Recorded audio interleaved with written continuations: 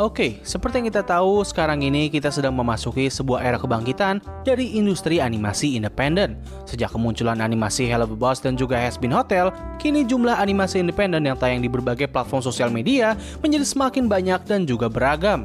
Nah, kejadian ini jelas memantik sebuah pertanyaan besar di kepala gua. Kenapa hal ini bisa terjadi? Sejak kapankah animasi independen itu ada? Dan kenapa animasi independen bisa menjadi sangat populer hingga dapat bersaing dengan animasi-animasi buatan studio besar?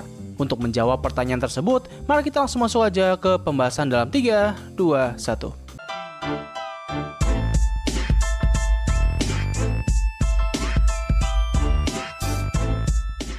Kita mulai dulu pembahasan ini dengan mencari tahu apa arti sebenarnya dari indie animation atau animasi independen.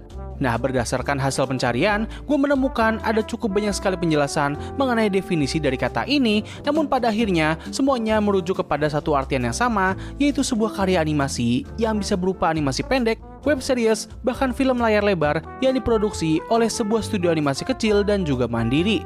Nah, beberapa hal yang menjadi perdebatan mengenai definisi ini adalah dari studio kecil yang dimaksud dan juga skala besarnya dari suatu animasi yang dibuat. Apabila animasi ini dibuat oleh studio kecil, namun studio itu memiliki hubungan dengan perusahaan besar, apakah itu masih bisa dikatakan sebagai animasi independen?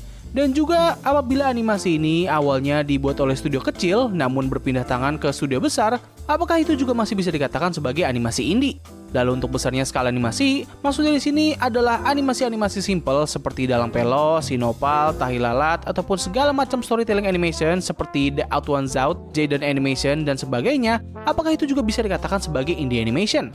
Well, itu semua tergantung persepsi dan sudut pandang kita masing-masing, karena yang paling penting dan intinya adalah indie animation merujuk kepada animasi-animasi yang tidak dibuat oleh studio ataupun perusahaan besar. Nah, lalu sejak kapankah indie animation itu ada? Well, berdasarkan hasil pencarian gua, karya animasi independen yang paling pertama yang pernah dibuat adalah The Adventure of Prince Ahmed pada tahun 1926. Animasi ini dibuat oleh seseorang yang bernama Lord Reiniger selama 3 tahun dengan menggunakan teknik silhouette animation. Animasinya ini memiliki teknik dan juga pergerakan yang hampir mirip dengan seni wayang yang ada di negara kita, namun yang membedakan di sini adalah proses pembuatan animasinya itu lebih mirip dengan pembuatan animasi stop motion. Alih-alih menggerakkan objek lalu direkam, animasinya ini dibuat dengan mengcapture berbagai macam frame yang berbeda untuk bisa menciptakan sebuah pergerakan animasi yang hidup. Ya, hampir mirip lah gitu sama pembuatan animasi South Park ataupun berbagai macam animasi stop motion lainnya. Nah, kalau kita membicarakan soal animasi indie pertama yang dibuat oleh Amerika, kita memiliki animasi yang berjudul Moonbird yang dibuat oleh sepasang suami istri yang bernama John Hublis dan juga Faith Hubley pada tahun 1959. Animasi ini dibuat mandiri oleh mereka berdua berdasarkan hasil rekaman dari anak mereka ketika ia sedang berimajinasi di tengah gelapnya kamar sebelum tidur. Tidak hanya itu saja, Moonbird juga merupakan animasi independen pertama yang berhasil memenangkan Academy Award dalam kategori Best Short Subject Cartoon pada tahun 1960. Sejak saat itu, perkembangan dari indie animation terbilang cukup pesat dan mulai banyak studio-studio kecil yang mencoba untuk membuat animasi mereka sendiri. Salah satu karya animasi independen yang cukup populer dan juga kontroversial pada masa itu adalah Fritz the Cat, yang mana ini merupakan film animasi dan sekaligus animasi independen pertama yang mendapatkan rating X, atau dengan kata lain, animasi ini hanya layak untuk ditonton oleh orang dewasa saja.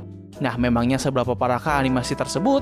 Well, gue pribadi masih belum tahu sih seberapa parahkah animasi ini, karena ya sampai sekarang gue masih belum sempat untuk menonton filmnya. Namun dari apa yang gue dengar, ini animasi bener-bener eksplisit banget, terutama dalam menampilkan adegan seksualnya.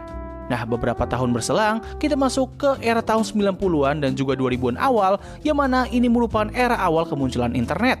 Di waktu inilah, perkembangan animasi independen menjadi semakin pesat lagi, bahkan jauh lebih tinggi daripada era sebelumnya. Hal ini dikarenakan adanya media internet yang membuat orang-orang kini menjadi lebih mudah untuk mengakses dan sekaligus membuat animasi mereka sendiri. Di masa inilah, animasi sudah tidak perlu lagi dibuat oleh sebuah studio animasi, melainkan bisa dibuat oleh satu kelompok kecil ataupun bahkan satu individu saja, namun animasi tersebut bisa dinotis oleh banyak orang. Salah satu animasi independen yang sangat populer dan juga bisa dikatakan sebagai pelopor dari kebangkitan animasi indie pada era ini adalah South Park. Yes, animasi kontroversial ini merupakan animasi internet pertama yang menginspirasi banyak orang untuk menciptakan karya animasi mereka sendiri. Selain South Park, ada juga beberapa animasi indie lainnya yang mulai dilirik oleh berbagai orang dan telah menjadi cukup legend hingga saat ini. Kebanyakan karya animasi indie yang populer pada era ini adalah animasi 2 dimensi atau bisa disebut sebagai flash animation, yaitu sebuah animasi yang dibuat dengan menggunakan software yang bernama Adobe Flash. Beberapa flash animation yang cukup populer pada masa ini adalah Edgeworld, Salad Finger, dan masih banyak lagi. Nah, kepopuleran animasi-animasi ini tentu juga didukung dengan adanya platform atau website yang menjadi wadah bagi mereka untuk bisa menuangkan semua ide kreatif yang mereka miliki. Dua website utama yang menjadi pendukung ini adalah Newground dan juga YouTube. Pada era ini, animasi-animasi independen biasanya hanya berupa animasi singkat dengan cerita yang random dan juga absurd, ataupun animasi-animasi komedi yang memparodikan berbagai macam pop culture. Animasi-animasi yang memiliki cerita yang serius dan berkelanjutan terbilang masih sangat sedikit dan belum begitu diminati pada era ini. Nah, tapi itu semua mulai berubah ketika kartun yang mengambil latar tempat di neraka akhirnya muncul ke permukaan. Pada tahun 2019, internet dikejutkan dengan kemunculan sebuah kartun di platform YouTube yang berjudul Has Been Hotel. Keviralan animasi ini awalnya disebabkan oleh konten yang dihadirkan oleh mereka terbilang cukup eksplisit, tapi mereka memiliki kualitas animasi yang terlihat sangat profesional. Hal ini jelas merupakan sebuah gebrakan baru karena biasanya animasi independen memiliki kualitas animasi yang seadanya karena mereka lebih berfokus kepada pesan atau konten yang berusaha mereka sajikan, atau ya bisa saja yang mengerjakan animasi itu hanya satu orang saja. Nah, tapi dengan kemunculan Has Been Hotel, kini animasi independen bisa memiliki tampilan yang sangat bagus dan isi konten yang sangat berbobot hingga bahkan dapat menyaingi berbagai macam animasi besar. Nah, tadi barusan adalah penjelasan singkat dari sejarah dan sekaligus perkembangan animasi independen. Sekarang kita masuk ke pertanyaan terakhir. Kenapa animasi independen bisa menjadi sangat populer belakangan ini? Sebenarnya ada cukup banyak jawaban dari pertanyaan tersebut, namun satu jawaban yang gue rasa bisa mewakili itu semua adalah kebebasan kreativitas. Nah, sebelum gue menjelaskan apa maksud dari dua kata tersebut, kita terlebih dahulu harus mengetahui apa yang menjadi isu terbesar dari industri animasi barat pada saat ini. Buat kalian yang selalu mengikuti perkembangan dunia animasi barat, pastinya kalian sadar bahwa kebanyakan animasi baru yang original belakangan ini seringkali memiliki cerita yang mediocre dan juga kurang begitu fresh. Tidak hanya itu saja, kebanyakan animasi yang rilis belakangan ini juga seringkali merupakan reboot dari kartun lawas yang sangat sukses di masa lalu. Apabila ada animasi original dengan konsep dan juga cerita yang sangat menarik, biasanya animasi tersebut bakal memiliki marketing yang sangat buruk hingga membuat animasi itu tidak diketahui oleh banyak orang. Dan apabila itu terjadi, maka bisa dipastikan animasi tersebut akan mengalami cancellation. Nah, kenapa hal ini bisa terjadi? Well, jawabannya adalah para petinggi perusahaan yang mendanai pembuatan animasi tersebut tidak begitu peduli dengan kualitas ataupun kreativitas dan lebih mementingkan keuntungan yang mudah.